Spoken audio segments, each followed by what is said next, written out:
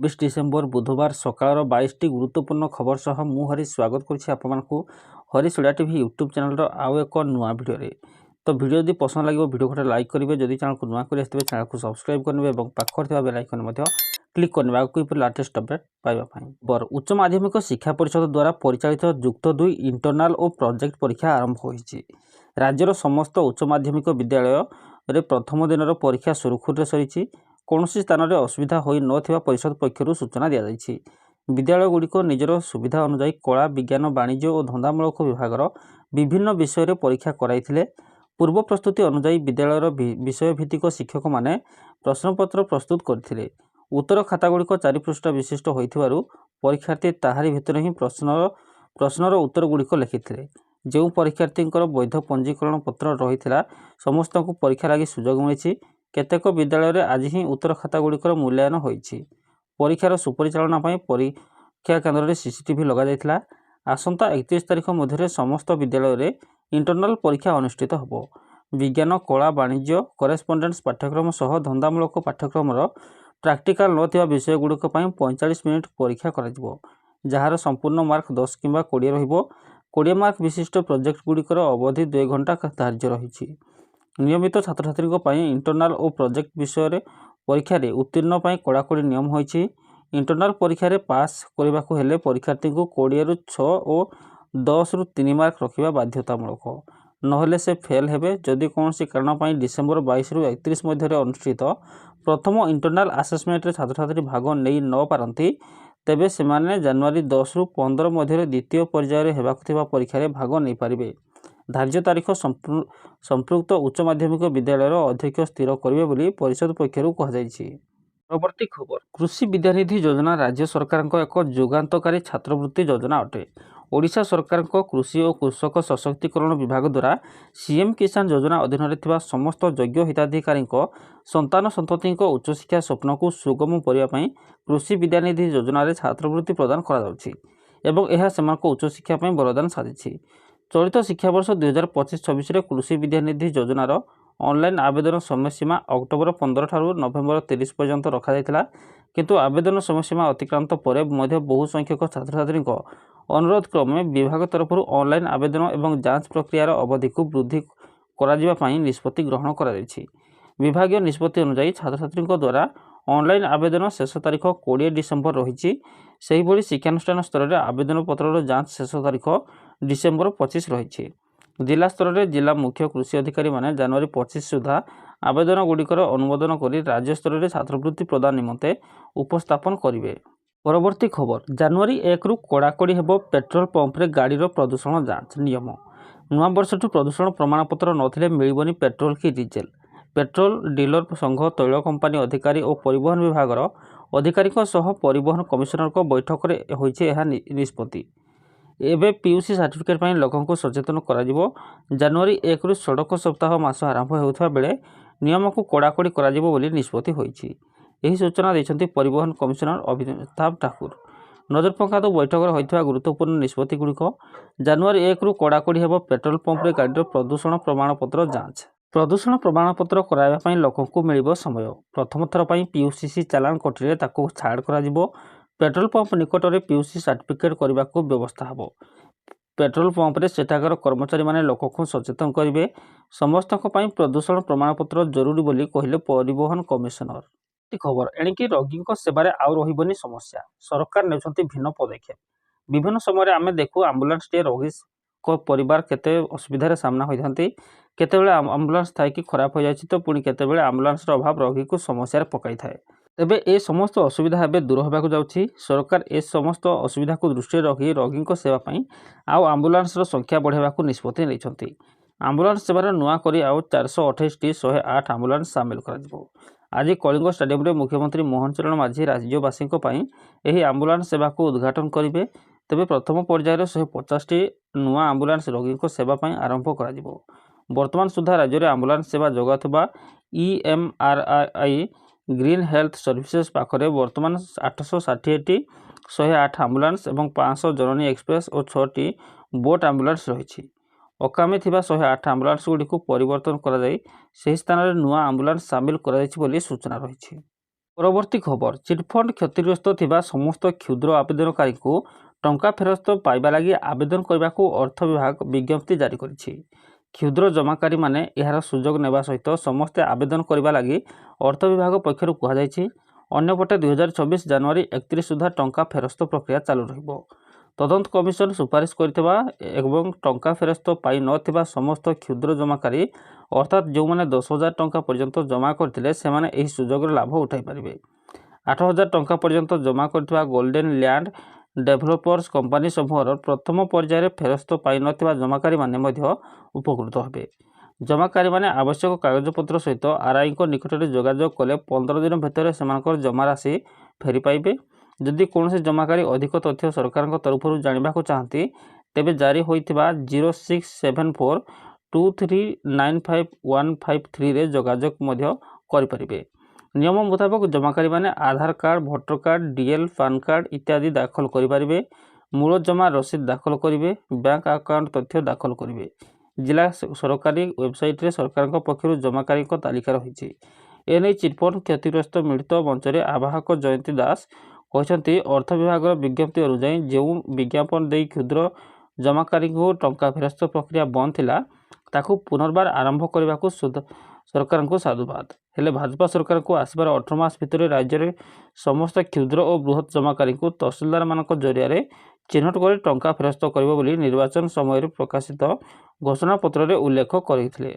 ସେମାନେ ତାଙ୍କ ପ୍ରତିଶ୍ରୁତି ରକ୍ଷା କରନ୍ତୁ। ସମସ୍ତ କ୍ଷୁଦ୍ର ଓ ବୃହତ ଜମାକାରୀଙ୍କୁ ତୁରନ୍ତ ଟଙ୍କା ଫେରସ୍ତ ନ କଲେ ଆନ୍ଦୋଳନକୁ ଓହ୍ଲାଇବାକୁ ବାଧ୍ୟ ହେବୁ ବୋଲି ସେ କହିଛନ୍ତି। ଏନେଇ ସମବାୟ ମନ୍ତ୍ରୀ ପ୍ରଦୀପ ବଳବନ୍ତ କହିଛନ୍ତି, ସରକାର ଚିଟଫଣ୍ଡ ଟଙ୍କା ଫେରାଇବା ଲାଗି ମନ ସ୍ଥିର କରିଛନ୍ତି। ଯେଉଁମାନେ ଟଙ୍କା ଦେଇଛନ୍ତି ସେମାନେ ପର୍ଯ୍ୟାୟକ୍ରମେ ଆବେଦନ କଲେ ଅର୍ଥ ଫେରିପାଇବେ। ଲୋକଙ୍କ ସମସ୍ୟା ସମାଧାନ କରିବା ଦାୟିତ୍ୱ ମିଳିଛି, ତାହା ଆମେ ପର୍ଯ୍ୟାୟକ୍ରମେ କରିବୁ। ପୂର୍ବ ସରକାର ସମୟରେ ଚିଟଫଣ୍ଡ କେଲେଙ୍କାରୀ ହେଲା। ସେହି ସମୟରେ ସିବିଆଇ ତଦନ୍ତ ହୋଇ ଏଥିରେ ସମ୍ପୃକ୍ତ ଅନେକଙ୍କୁ ଗିରଫ କରାଗଲା। ହେଲେ ପୂର୍ବ ସରକାର ଟଙ୍କା ଫେରାଇବା କଥା ସେମାନେ ତାହା ନ କରିବାରୁ ଏହି କାର୍ଯ୍ୟ ଭାଜପା ସରକାର କରୁଛି ବୋଲି ସେ କହିଛନ୍ତି। ଭାଜପା ରାଜ୍ୟ ସଭାପତି ମନମୋହନ ସାମଲ କହିଛନ୍ତି, ଯେଉଁମାନେ 10,000 ଟଙ୍କା ତଳକୁ ଜମା କରିଥିଲେ ସେମାନଙ୍କ ଟଙ୍କା ଫେରସ୍ତ କରିବାର ପ୍ରକ୍ରିୟା ସରକାରଙ୍କ ତରଫରୁ ଆରମ୍ଭ ହୋଇଛି। 5 ଲକ୍ଷ କ୍ଷୁଦ୍ର ଜମାକାରୀଙ୍କୁ ଟଙ୍କା ଫେରସ୍ତ କରିବା ପାଇଁ ଚିହ୍ନଟ କରାଯାଇଛି। ନିର୍ବାଚନ ସମୟରେ ଏନେଇ ପ୍ରତିଶ୍ରୁତି ଦିଆଯାଇଥିଲା, ତାହା ପାଳନ କରିବା ଆରମ୍ଭ ହୋଇଛି। ବହୁତ ଲୋକ ପୂର୍ବରୁ ପାଇଗଲେଣି, ଏଥର ଅନେକ ସ୍ୱଳ୍ପ ଜମାକାରୀ ପାଇଯିବେ।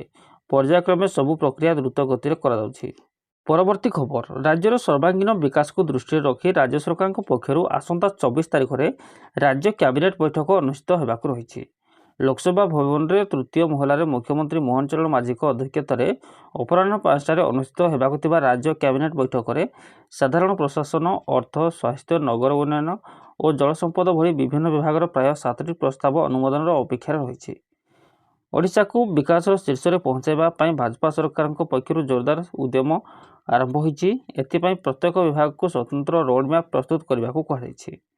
ସହିତ ବଜେଟ୍ ବ୍ୟୟ ଅଟକଳକୁ ସମୟ ଭିତରେ ସାରିବାକୁ ନିର୍ଦ୍ଦେଶ ଦିଆଯାଇଛି। ଏହାକୁ ନେଇ ରାଜ୍ୟ ସରକାର ମହିଳାଙ୍କୁ ସ୍ୱାବଲମ୍ବୀ କରିବାକୁ ଯାଇ ସୁଭଦ୍ରା ଯୋଜନା କାର୍ଯ୍ୟକାରୀ କରିଥିବା ବେଳେ କୃଷକଙ୍କ ଲାଗି ଇନପୁଟ୍ ସବସିଡି ଏବଂ 80 ବର୍ଷରୁ ଉର୍ଦ୍ଧ୍ୱ ବୃଦ୍ଧାବୃଦ୍ଧଙ୍କୁ 3500 ଟଙ୍କା ଭଳି ଭତ୍ତା ଯୋଜନା କାର୍ଯ୍ୟକାରୀ କରାଯାଉଛି। ତେବେ 24ରେ ଅନୁଷ୍ଠିତ ହେବାକୁ ଥିବା ରାଜ୍ୟ କ୍ୟାବିନେଟ୍ରେ ସରକାର ରାଜ୍ୟବାସୀଙ୍କୁ ବିକାଶକୁ ଦୃଷ୍ଟିରେ ରଖି କେଉଁଭଳି ପ୍ରସ୍ତାବକୁ ଅନୁମୋଦନ କରାଯାଉଛି ତାହା ଦେଖିବାକୁ ରହିଛି। କିଛି ଦିନ ସ୍ଥିର ରହିବା ପରେ ପୁଣି ବଢ଼ିଛି ସୁନା ଦର। ଏଥରକ ସବୁ ରେକର୍ଡ ଭାଙ୍ଗିଛି ଦର। ଆଜି ଅନ୍ତରାଷ୍ଟ୍ରୀୟ ବଜାରରେ ସୁନା କାରବାର ଆରମ୍ଭ ହେଲାବେଳକୁ ଦର ରକେଟ୍ ଭଳି ବଢ଼ି ଚାଲିଲା। କାରବାର ଆରମ୍ଭ ହେବାର ମାତ୍ର କେଇ ଘଣ୍ଟା ଭିତରେ ସୁନା ଦର 30 ଗ୍ରାମ ପିଛା $4,512ରେ ପହଞ୍ଚିଛି। ସେହିପରି ସ୍ଥାନୀୟ ବଜାରରେ ସୁନା ମୂଲ୍ୟ ବୃଦ୍ଧି ଘଟିଛି। ଭୁବନେଶ୍ୱରରେ 24 କ୍ୟାରେଟ୍ ସୁନା ଦର 10 ଗ୍ରାମକୁ 1,40,900 ଟଙ୍କାରେ ପହଞ୍ଚିଛି। ସେହିପରି 22 କ୍ୟାରେଟ୍ ସୁନା 10 ଗ୍ରାମ ପିଛା ବଢ଼ି ହୋଇଛି 1,27,000 ଟଙ୍କା। ସୁନା ଦର ଅନ୍ତରାଷ୍ଟ୍ରୀୟ ବଜାରରେ ବଢ଼ିବାରୁ ଡଲାର ତୁଳନାରେ ଟଙ୍କାର ବିନିମୂଲ୍ୟ ଆଶାତୀତ ଭାବେ ହ୍ରାସ ଘଟିବା ନେଇ ଆଶଙ୍କା ପ୍ରକାଶ ପାଇଛି। ଗତକାଲି ଟଙ୍କା ମୂଲ୍ୟରେ କିଛିଟା ସୁଧାର ଆସିଥିଲା। ଆଜି ସୁନା ଦର ବଢ଼ିବାରୁ ଟଙ୍କା ବିନିମୟ ମୂଲ୍ୟ ହ୍ରାସ ଘଟି 1 ଲକ୍ଷ ପାର କରିବା ନେଇ ସମୀକ୍ଷକ ଆକଳନ କରିଛନ୍ତି। ଏପରିକି କେତେକ ଅର୍ଥନୀତି ବିଶେଷଜ୍ଞ ଅନୁମାନ ଟଙ୍କାର ବିନିମୟ ମୂଲ୍ୟ ଡଲାର ତୁଳନାରେ ରେକର୍ଡ ସ୍ତରରେ ହ୍ରାସ ଘଟିବ। ଏପରିକି ଡଲାର ତୁଳନାରେ ଟଙ୍କା ହ୍ରାସ ଘଟି 1,50,000 ଟଙ୍କା ହୋଇପାରେ। ଏହାର ଅର୍ଥ ଗୋଟିଏ ଆମେରିକୀୟ ଡଲାର କିଣିବାକୁ ହେଲେ ଭାରତୀୟ ମୁଦ୍ରାରେ 1,50,000 ଟଙ୍କା ଦେବାକୁ ପଡ଼ିବ। ପରବର୍ତ୍ତୀ ଖବର, କେନ୍ଦ୍ର ସରକାର ପୁଣି ଥରେ ବ୍ୟାଙ୍କିଂ କ୍ଷେତ୍ରରେ ବଡ଼ ପରିବର୍ତ୍ତନ ପାଇଁ ପ୍ରସ୍ତୁତ କରୁଛନ୍ତି।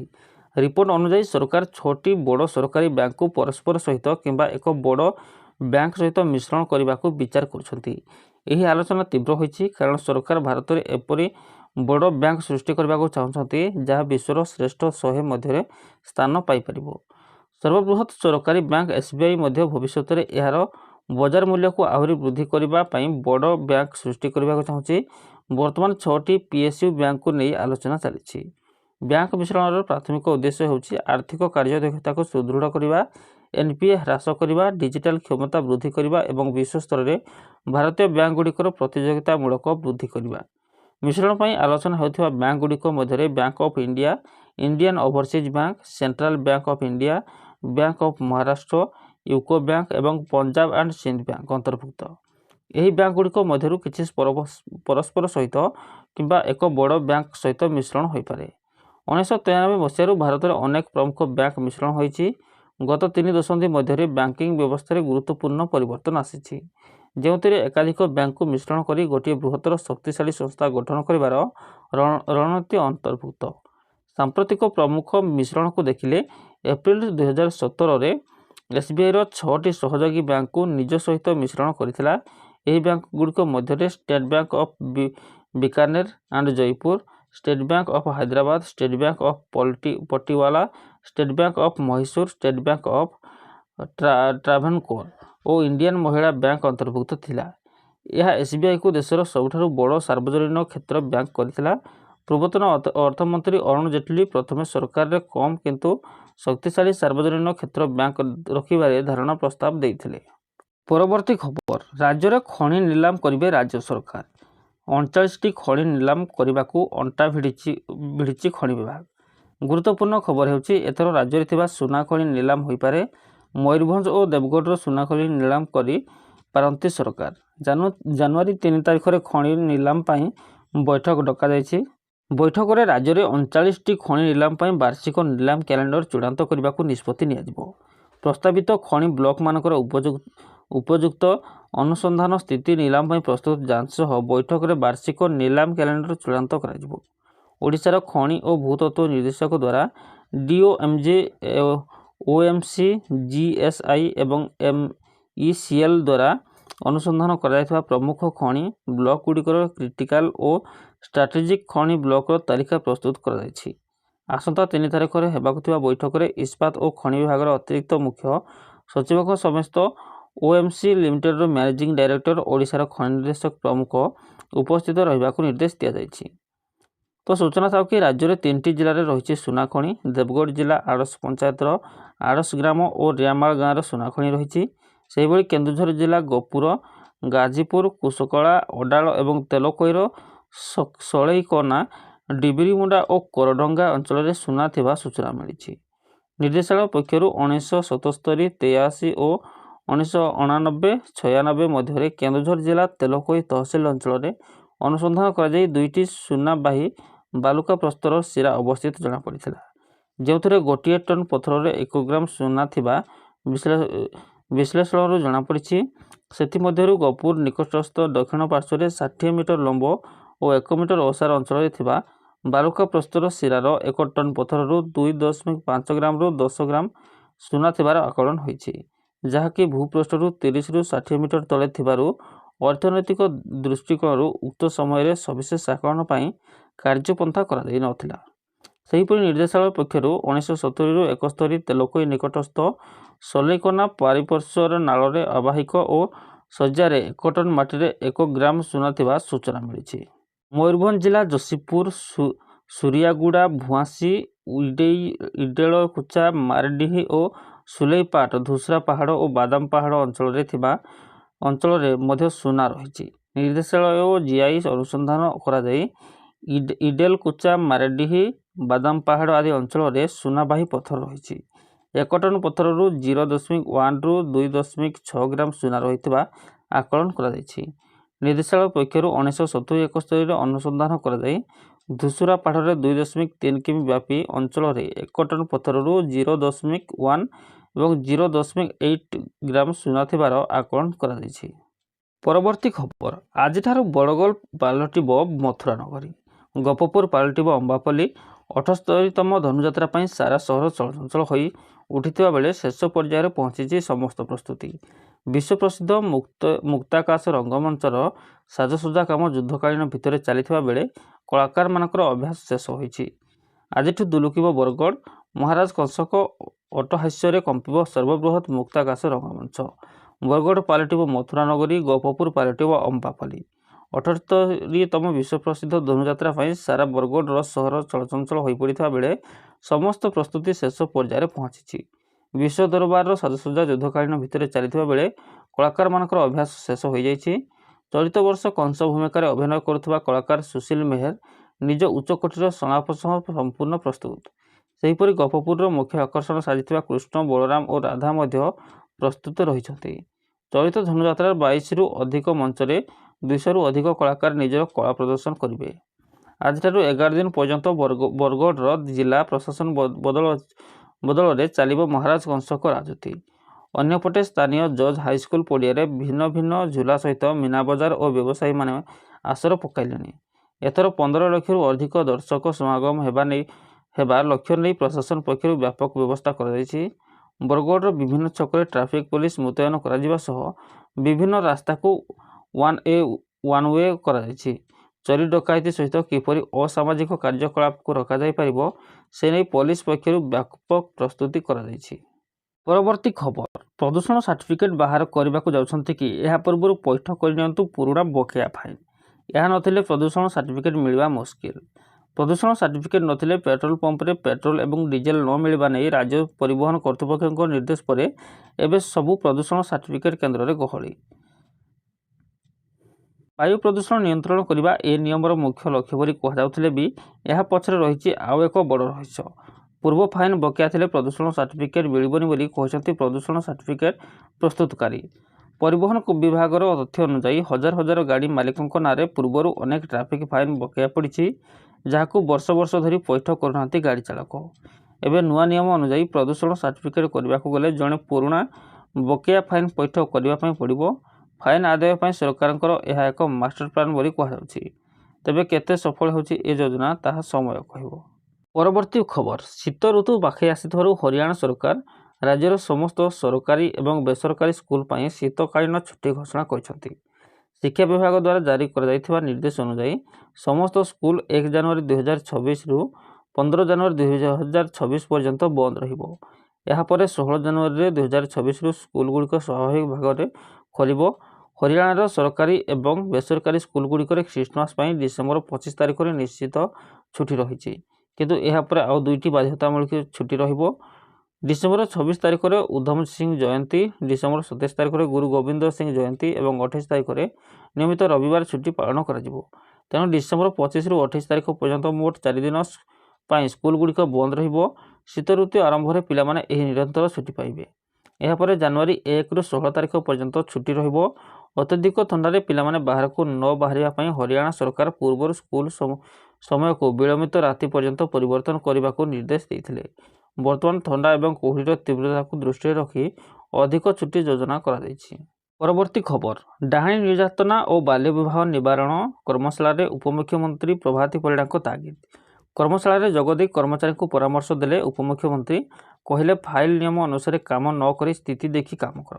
ମାସକୁ ଥରେ 1 ଘଣ୍ଟା ଡାହାଣୀ ଅନ୍ଧବିଶ୍ୱାସ ଥିବା ଅଞ୍ଚଳକୁ ଗସ୍ତ କର। ଯେଉଁଠି ବାଲ୍ୟ ବିବାହ ପ୍ରଥା ରହିଛି ସେଠାକୁ ଗସ୍ତ କରି ସଚେତନ କର। ଗଣମାଧ୍ୟମରେ ପ୍ରକାଶିତ ସାତଭାୟା ବାଲ୍ୟ ବିବାହକୁ ନେଇ ଏହି କର୍ମଶାଳାରେ ଉପମୁଖ୍ୟମନ୍ତ୍ରୀ ଉଦ୍ବେଗ ପ୍ରକାଶ କରିଛନ୍ତି। ସେ କହିଛନ୍ତି ଯେ ଏହି ଘଟଣାରେ ମୁଁ ରିପୋର୍ଟ ମାଗିଛି। ରିପୋର୍ଟ ଆସିଲେ ନିୟମ ଆଧାରରେ ନିଶ୍ଚିତ କାର୍ଯ୍ୟାନୁଷ୍ଠାନ ହେବ। ଆମେ ଅପରାଧ ରୋକିବା, ହେଲେ ସମାଜର ସହଯୋଗ ବି ଦରକାର। ତ ଫ୍ରେଣ୍ଡସ୍, ଆପଣମାନେ କେଉଁ ଡିଷ୍ଟ୍ରିକ୍ଟରୁ ଦେଖୁଛନ୍ତି କମେଣ୍ଟ ବକ୍ସରେ ନିଜର ଡିଷ୍ଟ୍ରିକ୍ଟ ନିଶ୍ଚିତ ରୂପେ ଜଣାଇବେ। ଧନ୍ୟବାଦ। ପୁଣି ଦେଖା ହେବା ନେକ୍ସଟ ଭିଡ଼ିଓରେ।